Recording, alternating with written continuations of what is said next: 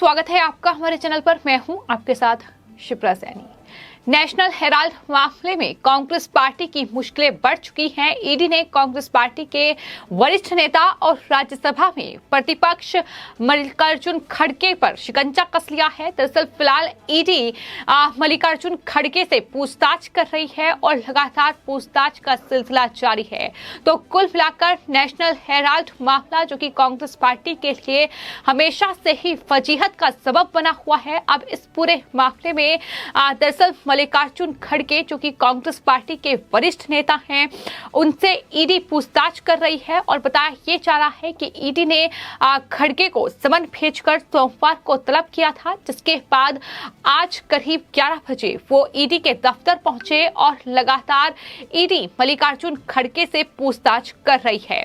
तो फिलहाल national Herald मामला, जिसमें एक बार फिर ईडी का शिकंजा गहराता जा रहा है और अब इस पूरे मामले में कांग्रेस पार्टी की फजीहत होती दिखाई दे रही है। तो अक्सर नेशनल हेराल्ड मामले में नेताओं के नाम सामने आए हैं, खासतौर पर सोनिया गांधी, राहुल गांधी इस पूरे मामले में आरोपी हैं। लेकिन ये जानना बेहद जरूरी है कि आखिर नेशनल हेराल्ड मामला है क्या।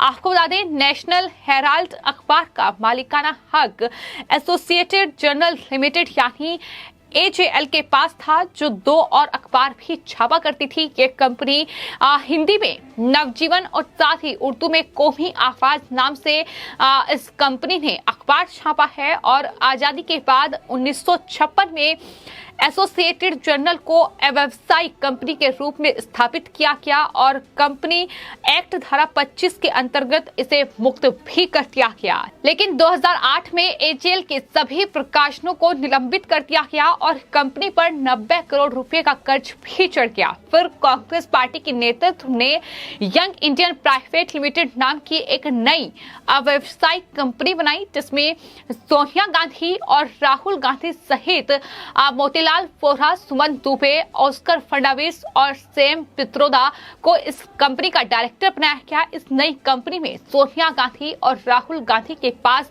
76% शेयर थे, जबकि बाकी के 24% शेयर जो हैं वो अन्य जो इस कंपनी के डायरेक्टर थे उनके पास थे। कांग्रेस पार्टी ने इस कंपनी को 90 करोड़ रुपए बतौर जो कर्ज भी था वो भी दे दिया। इस कंपनी ने AJL का अधिग्रहण कर लिया और इस पूरे मामले में बीजेपी के नेता सुब्रमण्यम स्वामी ने साल 2012 में एक याचिका दायर करके कांग्रेस नेताओं पर धोखाधड़ी का आरोप लगाया था। साफ तौर पर कई आरोप उनकी तरफ से लगाए गए थे। तो सुब्रमण्यम स्वामी ने अपनी याचिका में ये कहा है कि यंग इंडियन प्राइवेट लिमिटेड ने सिर्फ 50 लाख रुपयों में 90 करोड़ 25 लाख रुपए वसूलने का उपाय निकाला, जो नियमों के पूरी तरीके से खिलाफ है। याचिका में आरोप ये भी लगाया गया है कि 50 लाख रुपए में नई कंपनी बनाकर AJL की 2000 करोड़ रुपए की संपत्ति को अपना बनाने की चाल चली गई। ये गंभीर आरोप भी सुब्रमण्यम स्वामी की ओर से लगाया गया है। इस पूरे मामले में दिल्ली की एक अदालत ने 4 गवाहों के बयान दर्ज किए और 26 जून 2014 को अदालत ने सोनिया गांधी और राहुल गांधी समेत नई कंपनी में जो डायरेक्टर और दूसरे नेता बनाए गए थे, सैम पित्रोदा, सुमन दुबे, ऑस्कर फडणवीस और मोतीलाल वोरा को पेश होने का समन भेज दिया। तो इस पूरे मामले में लगातार कार्रवाई हो रही है, लेकिन अब ईडी ने शिकंजा कस लिया है और ईडी ने जो राज्यसभा में विपक्ष के नेता हैं मल्लिकार्जुन खड़गे, उनसे लगातार पूछताछ की जा रही है। बेहद गंभीर मामला है, कई करोड़ का ये पूरा घोटाला है जो हुआ है। तो जाहिर तौर पर सोनिया गांधी से लेकर राहुल गांधी इस पूरे मामले में आरोपी हैं। शिकंजा उन पर भी आने वाले वक्त में कसा जा सकता है। एक तरफ हम देख रहे हैं कि किस तरीके से कांग्रेस पार्टी कहीं ना कहीं देश में हर राज्य में जो चुनाव हो रहे हैं सत्ता से बेदखल हो रही है। एक के बाद एक जो कांग्रेस शासित राज्य भी हैं वो भी अब कांग्रेस पार्टी के हाथों से खिसकते जा रहे हैं, क्योंकि जिस तरीके की राजनीति, जिस तरीके से 70 सालों तक सत्ता पर राज किया लेकिन घपले और घोटाले किए, उसमें कहीं ना कहीं कांग्रेस पार्टी को अब इस तरीके से खामियाजा भुगतना पड़ रहा है कि अब जनता उन्हें मत मतदान देने के पक्ष में नहीं है। जनता उन्हें अपना नेता नहीं चुनना चाहती है। फिर चाहे भले ही कई तमाम दावे और तमाम जो बातें हैं वो जनता से कांग्रेस पार्टी भले ही कर ले, लेकिन फिलहाल कांग्रेस पार्टी पूरी तरीके से सत्ता से बेदखल हो चुकी है। और इस बीच प्रियंका गांधी वाड्रा, कांग्रेस महासचिव, उनके पति रॉबर्ट वाड्रा का बड़ा बयान सामने आया है। रॉबर्ट वाड्रा ने यह कहा है कि अगर लोग चाहें तो वो जरूर राजनीति में आ सकते हैं। उन्होंने ये बात इंदौर दौरे के दौरान कही है। तो राजनीति में आकर कांग्रेस पार्टी जो बिखर रही है, क्या उसे संभालने की तैयारी में रॉबर्ट वाड्रा हैं? और रॉबर्ट वाड्रा ने भी किस तरीके से किसानों की जमीन हड़पी है, पूरे मामले में वो फंसे हुए हैं। किसानों की जमीन हड़पने का उन पर आरोप है। कई गंभीर मामले उन पर भी दर्ज हैं। तो पूरा जो गांधी परिवार है वो कहीं ना कहीं इस वक्त मुश्किल में फंसा हुआ है।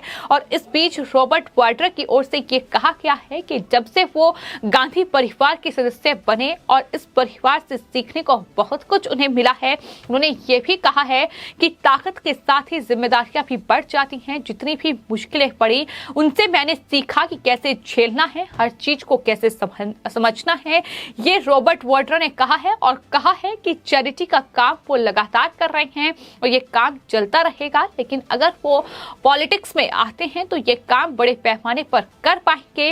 वाड्रा ने ये भी कहा कि मैं राजनीति को समझता हूं, अगर लोग चाहेंगे तो मैं उनको रिप्रेजेंट करूं और अगर मैं कुछ बदलाव ला सकता हूं तो उनके लिए मैं जरूर वो कदम लूंगा। लेकिन सवाल यहाँ यही बना हुआ है कि जिस तरीके से गांधी परिवार ने अब तक देश पर राजनीति की है, जिस तरीके से राज किया है, जिस तरीके से ये भ्रष्टाचार यूपी के शासनकाल में हुए हैं, जिस तरीके से कांग्रेस पार्टी को पूरी तरीके से देश की जनता ने नकार दिया है और कांग्रेस पार्टी एक के बाद एक तमाम राज्यों में अब उसकी जमानत जब्त हो रही है। तो क्या इस बिखरती कांग्रेस पार्टी को अब रॉबर्ट वाड्रा की जरूरत है? ये सवाल भी उठ रहे हैं, क्योंकि जिस तरीके का बयान उनकी तरफ से दिया गया है, उन्होंने कहा है कि वो परिवार में रोज राजनीति पर बात करते हैं, देश के बदलते माहौल पर बात करते हैं।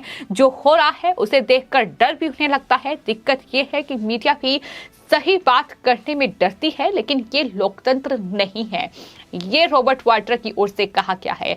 याद होगा ये वही रॉबर्ट वाड्रा हैं जिन पर किसानों की जमीनों को हड़पने का आरोप है, जिन पर कई मामले पहले से ही दर्ज हैं और जो लगातार कांग्रेस पार्टी दिखावा करती है कि वो किसानों के साथ हैं, वो गरीबों के साथ हैं, वो मजदूरों के साथ हैं, वो तमाम देश की जनता के साथ है। लेकिन इसी जनता को किस तरीके से लूटने का काम कांग्रेस पार्टी के शासनकाल में हुआ है, किस तरीके से देश विरोधियों का साथ भी कांग्रेस पार्टी की ओर से वक्त वक्त पर दिया गया है वोट बैंक के लिए।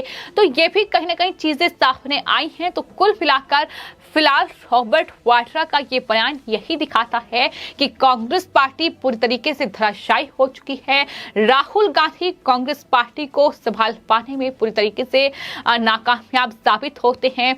प्रियंका गांधी वाड्रा को उत्तर प्रदेश की जिम्मेदारी दी जाती है, लेकिन वहां भी कांग्रेस पार्टी की जमानत जब्त हो जाती है। तो कुल मिलाकर कांग्रेस पार्टी फिलहाल देश में बिखर चुकी है। तो क्या इस बिखरती कांग्रेस पार्टी को रॉबर्ट वाड्रा की जरूरत है और क्या रॉबर्ट वाड्रा सियासत में उतरने की तैयारी कर रहे हैं? सवाल इसके बाद यही बना हुआ है। लेकिन कुल मिलाकर नेशनल हेराल्ड केस फिलहाल कांग्रेस पार्टी के लिए एक बार फिर मुश्किलों का सबब बन चुका है, क्योंकि इस पूरे मामले में मल्लिकार्जुन खड़गे जो कि कांग्रेस पार्टी के वरिष्ठ नेता हैं, वो कहीं ना कहीं अब रडार पर आ चुके हैं।